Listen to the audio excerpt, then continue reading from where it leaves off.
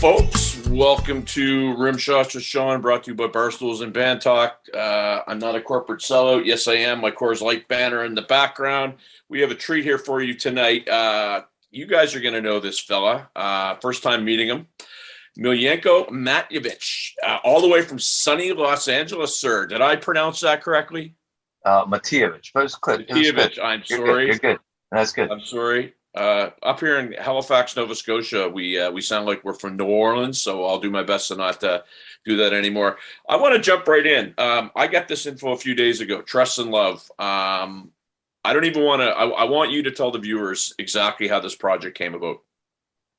Okay. Well, the project originally, I was watching the news, going through the Korea, and I spent a lot of time in Korea. I have a lot of success in Korea. The song "She's Gone" is still the number one karaoke song since 1989 today. I mean, it's wow, what a thank you, honor. And anyway, so I was going through the news, and everything is just painful. Whether the human trafficking, whether it was I'm going to throw bombs at you, don't go this, and it was just awful.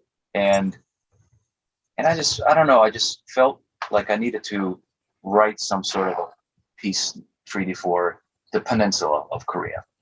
And I sat down by the piano that night, and literally, I mean, it just came out, Trust and Love. It was just like it wrote itself, so to speak, And so I finished the song in English and then translated in Korean. And we did the song, we finished it, and then something else drove me. I was like, wow, this is becoming even bigger, than just for that. I feel it's more for the world. And so I was like, why don't I sing it in Croatian, my country? I was like, why don't I give something to my country? I sang in Croatian, and then when I finished that, I was like, well, Italy's across the channel. Why don't I do it in Italian? So I sang in Italian. Then I said, well, how difficult can it be Spanish? So I sang in Spanish. And then I did Portuguese. Then I did Chinese. I did Hindi, Japanese, Russian. And it just, snowballed. And the song is now just like this ball of, I don't know what it's going to do. I'm so excited how it's perceived to the world as it's building, And when I did start it, I needed a really big chorus, but it was the pandemic. Okay, so this is 2 years in the making, just so you know. And so I said, well, why don't I put my chorus on my website and tell all my fans to sing the chorus on their phone or in a studio, whatever you want. Just sing it anywhere, whether it's good, bad, I don't care. Just send me in your vocal. And I got in about close to 350 people send me in their vocals. And sadly, there's one particular girl that sang her vocal in a video. I have it, and she passed away like a week later. She had previous cancer, and it was so sad. It's because she came to a lot of my shows, And but what we did is I put all of those vocals into the chorus. Everybody is in there. Everybody who sent in the vocal, I put them in there. And then we did an orchestra. We recorded here at Paramount, the Paramount Studios, and also in Skopje in Macedonia, 40-piece orchestra. And the song is just how would I say? It's just growing more. And then we needed a video, of course.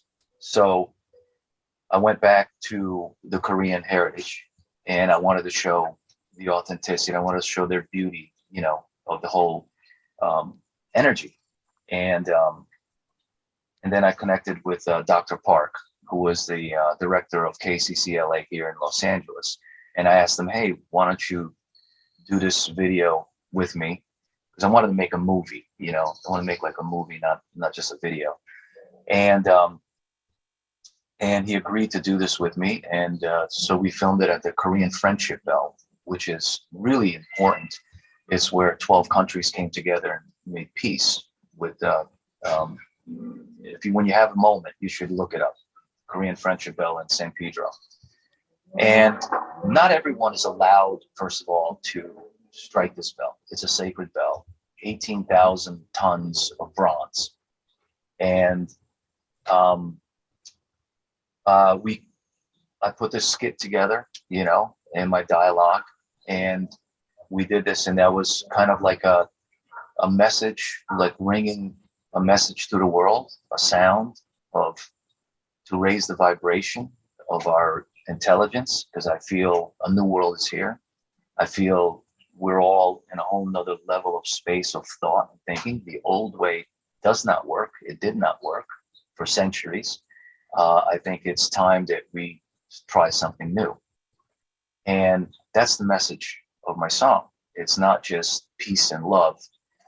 It's easy, of course, that we want that. And,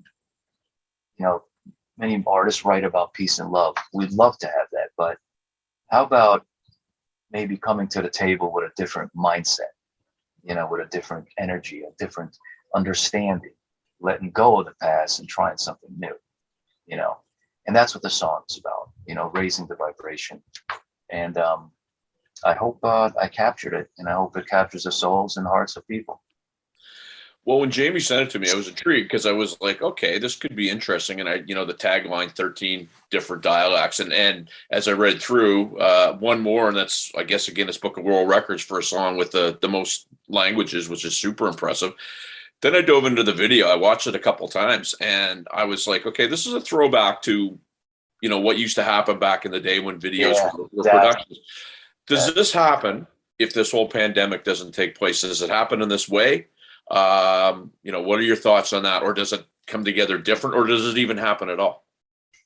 Well, let me tell you, it was a major challenge to do this, to create the song and the video, because, during the pandemic, I originally wanted to also the little kids, in the middle of it to be singing. And I had a whole school, I had a whole choir, I had it all together. And then I got a phone call. It's all off.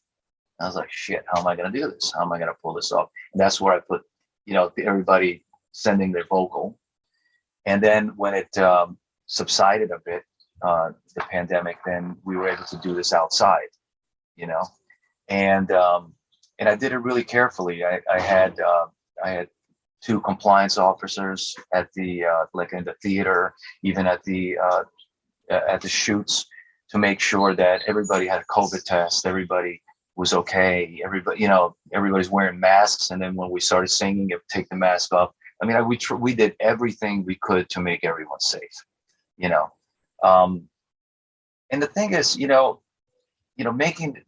you're right, nobody makes videos anymore like this, and it's something I felt that I don't know how to do. It's just there's something else driving me. It's not just, me, hey, I want to be the big rock star. Look at me, I'm the best, I'm the coolest, all that shit. That's not what it is. It's honest. It's just my gift. Here's my gift to the world. And I paid for it. I put it together. I had a lot of help with some amazing people.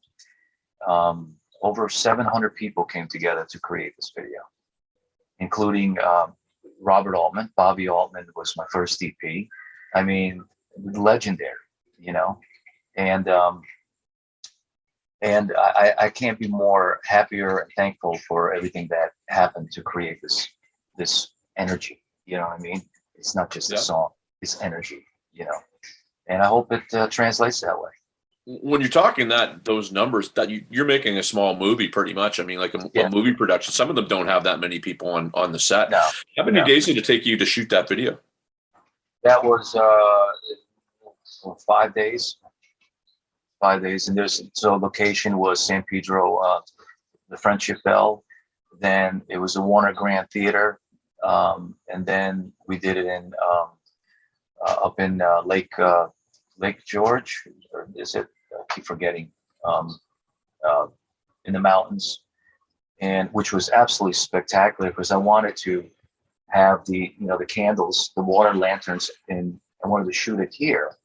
And then we found there was a festival, and the festival was so beautiful that it's when people would come up and they would talk and say, "Hey, I have cancer, for a terminal cancer, stage 4, and I'm so happy." It was just amazing, beautiful. And then everybody would throw the candle into the water, into the lake. That's where that shot is. It was spectacular. And also we also did it in Malibu, in the mountains. That's where I set the doves free and all of that. So yeah, it was I really wanted to put a scene in with the Indians, and do a peace pipe kind of thing, going into the teepee and really go to the chief, because that's the whole thing, the peace, you know what I mean? And I almost put it together, and the last minute it was just too much, man. I mean, look at the video, that's enough, you know what I mean? Yeah, you're a little over 10 minutes, might have been 15 or 20 for sure.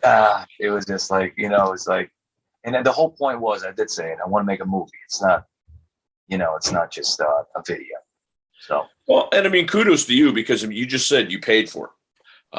So, I'm a musician myself, you're a musician, nothing's going on for the last 2 years. It's hard enough to get paid as a musician as it is. I wouldn't be disrespectful to say, what did it cost? But I mean, for that to come out of your own pocket it says something about, the project and how you felt about it. It's exactly, and that's why I sang it in 10 languages. It's the whole point of, okay, if you can't understand in English, I'm going to sing it in Italian. Okay. I'm going to sing it in Spanish, because there's another level of respect when you do something like that, for a country, and you sing it in their language.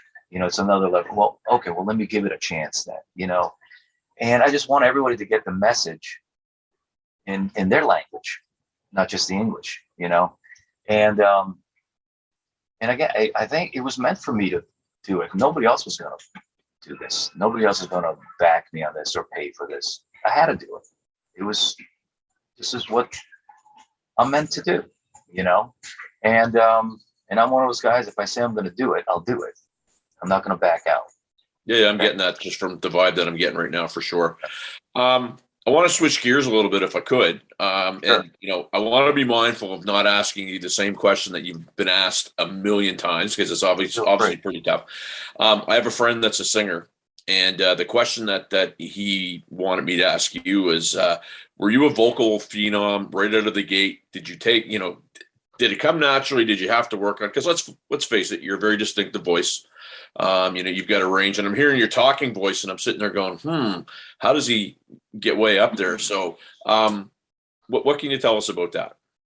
It's I started out at 3 years old singing, and it's always singing. I took lessons, not a lot, just very little.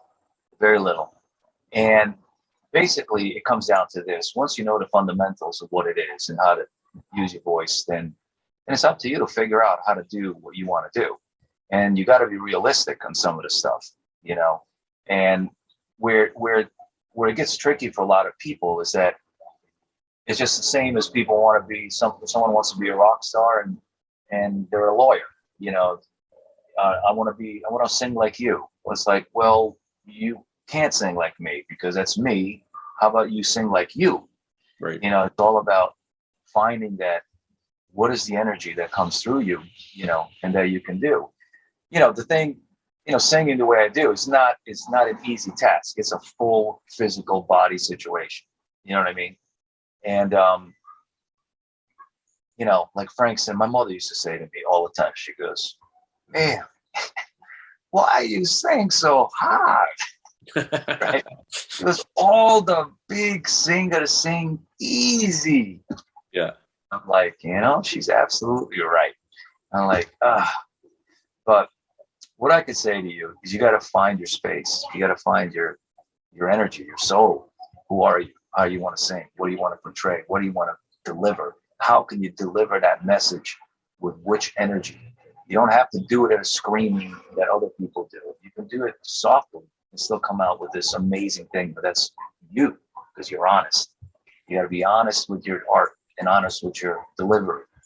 And then you become a real artist. That's what it Well, is. and let's be fair. I mean, you don't make it easy on yourself with your vocal style, right? Right.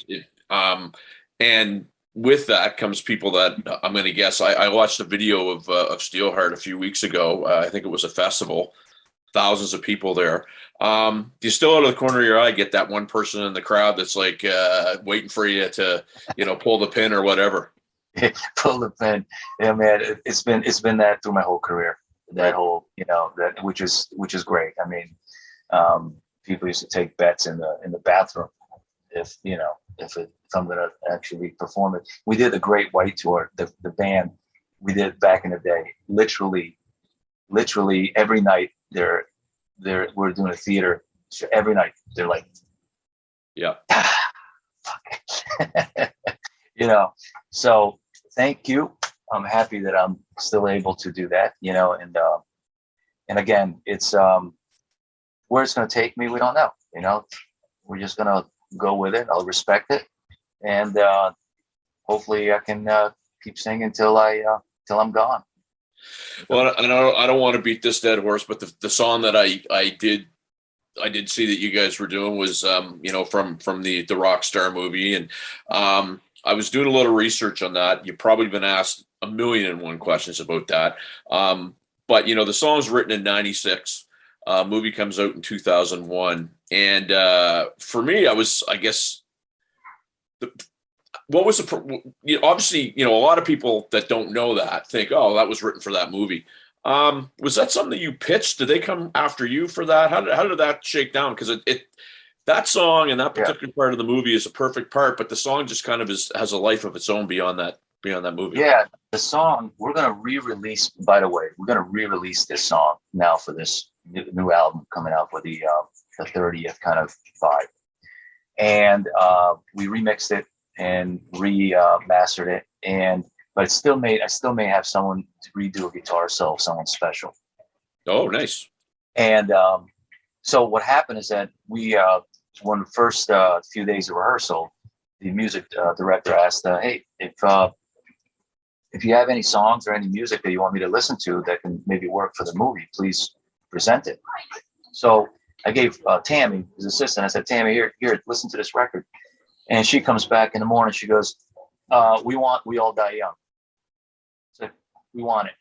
It's done. We need it. We got to have it.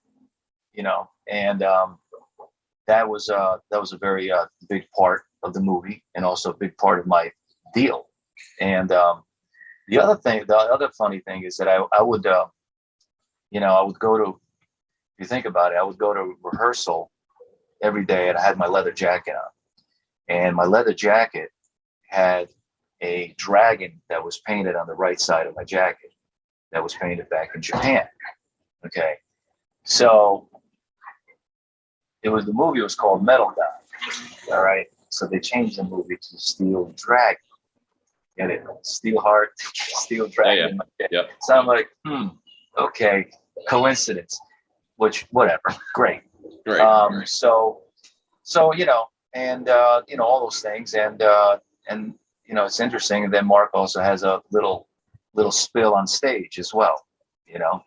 So kind of, from my accident, maybe, I don't know, but nevertheless, the song was.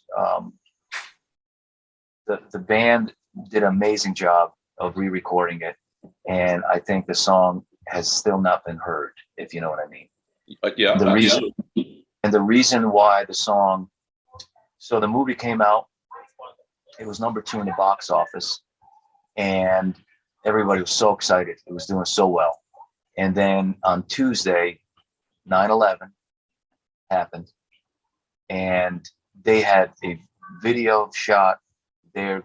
It was going to radio that week, and they put a ton of promotion behind it. It would have been, that song would have been really, I think, really big.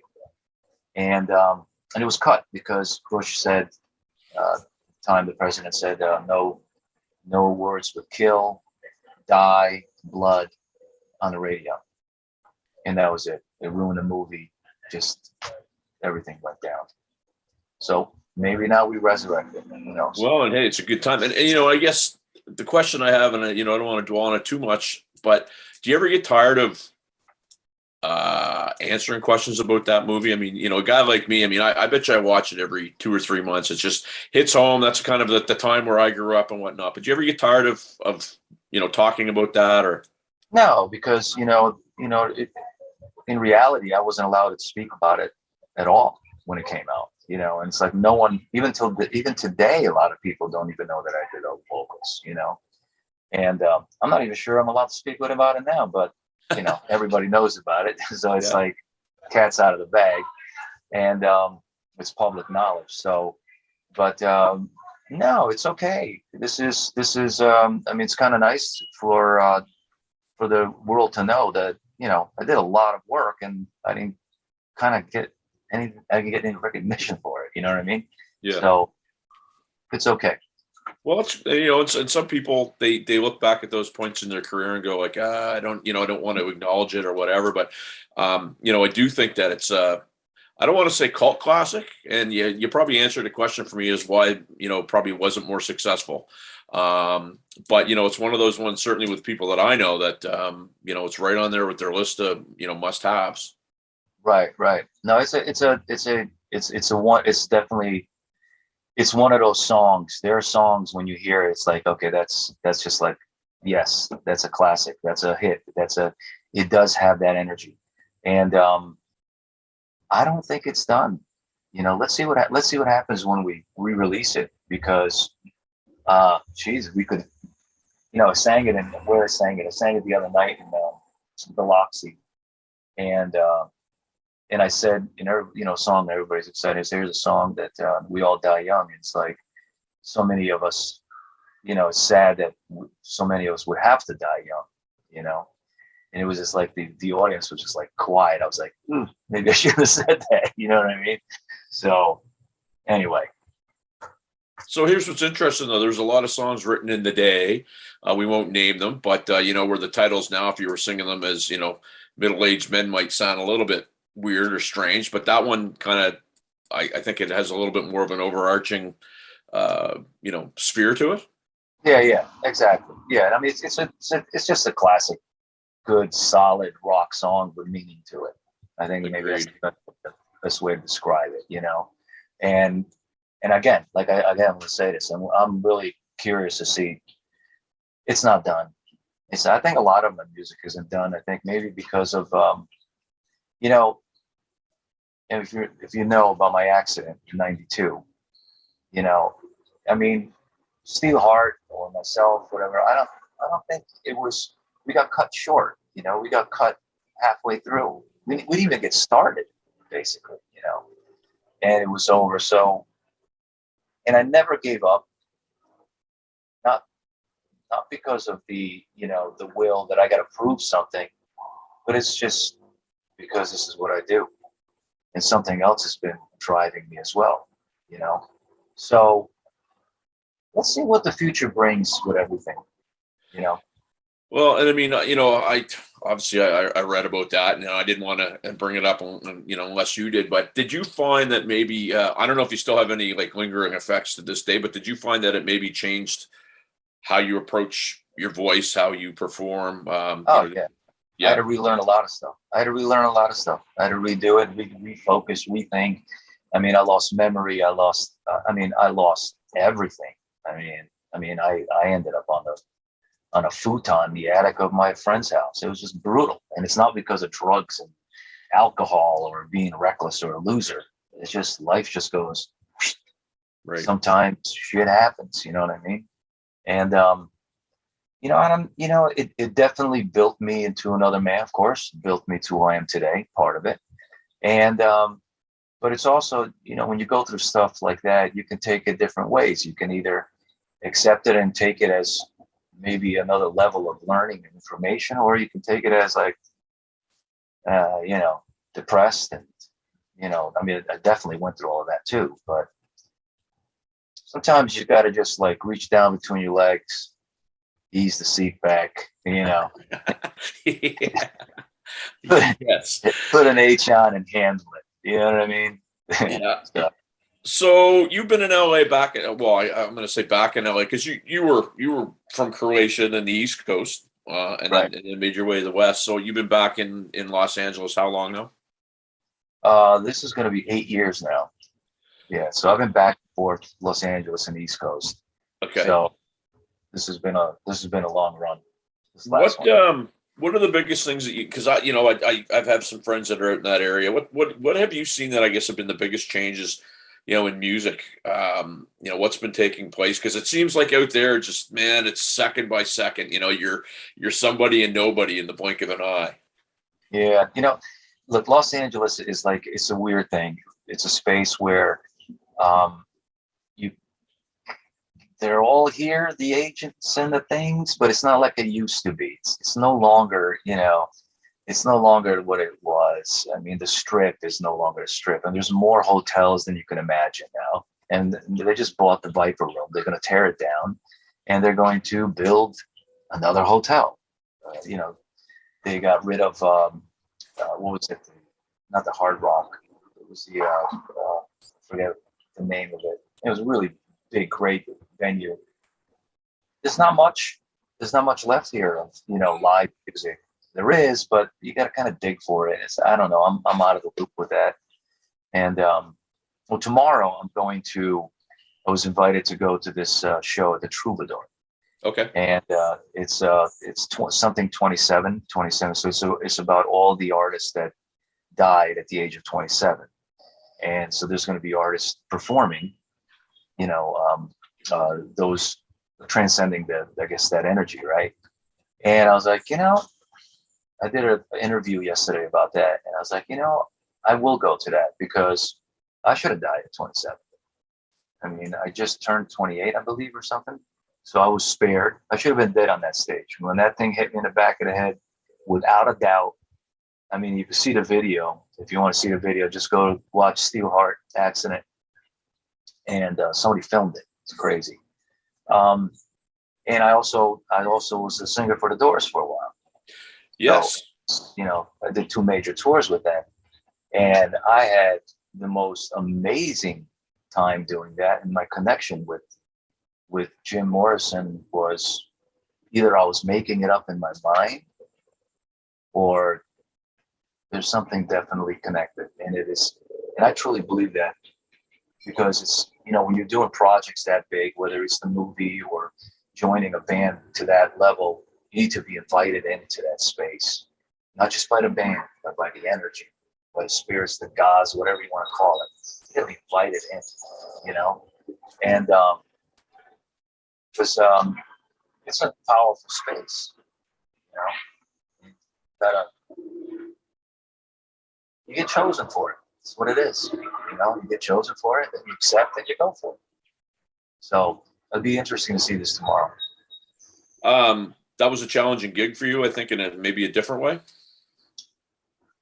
No, it was. I'll tell you where it was very different, because I originally was looking for a manager, and I met with Tom, and we had lunch, and he goes, I'm managing this band, really big band. They sold over 80 million records, and we're looking to change. We need a new singer, and we're auditioning singers, and I think I think you'd be good for that. Would you be interested in auditioning? And I was like, sure. Who's the band? And he goes, The Doors. And I was like, oh man, I had a premonition, literally 2 weeks before, that I'm going to do something completely different than what I'm used to doing, right? And as soon as he said that, I go, there it is. That's what it is. I was like, okay. Now, growing up, I'm a Zeppelin boy. Led Zeppelin, Deep Purple, and that's what the Doors was. The other side of the high school, the rivals. Even though I knew the songs, but I never got into it, never understood it. So I went back to. I was living in Virginia at the time, and so he goes, yeah, well, just learn a few songs and then come back out and we'll do the audition. So I'll never forget, and I'm digging into now the Doors. I'm digging into the energy, and I'm sitting in the living room, and then I remember I'm just listening to music, and I'm going, "Holy shit! What the hell? What? Whoa! This is a whole nother. This is whoa! This is like taking me to another space." And so about 3 or 4 days, I was just like, I think I was just complaining or something, or I don't know what I was doing. And then it came to me, I'm like, excuse me, you were just invited to do something really amazing. Step the fuck up. You know what I mean? I was like, whoa. It was like something talking to me. I'm like, okay, that's it. Got it. I went in. When I fell into that, I connected, and I connected with Jim. I really did. It either whatever it was, but there was moments on stage that he would show up to me in my mind just before I would sing. It was, stop singing, don't sing. And I was like, whoa, just standing there, my eyes closed. Just stay, listen.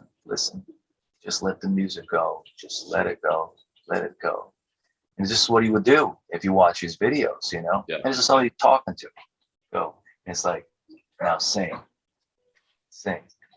And I'm like, when the music's over. And it was like magic. So what a gift, Well, yeah, it. Look, I want to be respectful of your time. I know you've been doing this most of the day. I'm going to tell you something. I did something for this interview that I don't often do. I'm not a preparer. I want to get this one right because I want to make sure I wasn't going to ask you the same question because I know it's tough, right? I mean, it's all good. And it's kind of like the Chris Farley skit on Saturday Night Live when he, interviews Paul McCartney, and it's really awkward and whatever, right? But Google that and you'll see what I'm talking about. But I like to. I have a saying when I talk to people that I grew up listening to. It's really nice to meet them, and they're not dicks. And you are a true gentleman. I really appreciate your time. I wish we could have another 2 hours because I feel like we're just scratching the surface. Somebody else will probably get some of those questions out. But where are my viewers going to find this new project of yours with Steelheart? And I'm assuming there's going to be more coming out. Yeah, well, you could definitely steelheart.com. Steelheart.com, Steelheart Facebook official. The Instagram is Steelheart01 because someone stole Steelheart and trying to get it back. It's just like ridiculous, The Twitter thing, we don't quite use the Twitter. I don't know if it's more for bands, But those 3 places, that's where you want to find it. And then you got YouTube, Steelheart official YouTube. So if you want to see the video, just put in Trust and Love, Steelheart. And then the Korean version will pop up and the English version will pop up.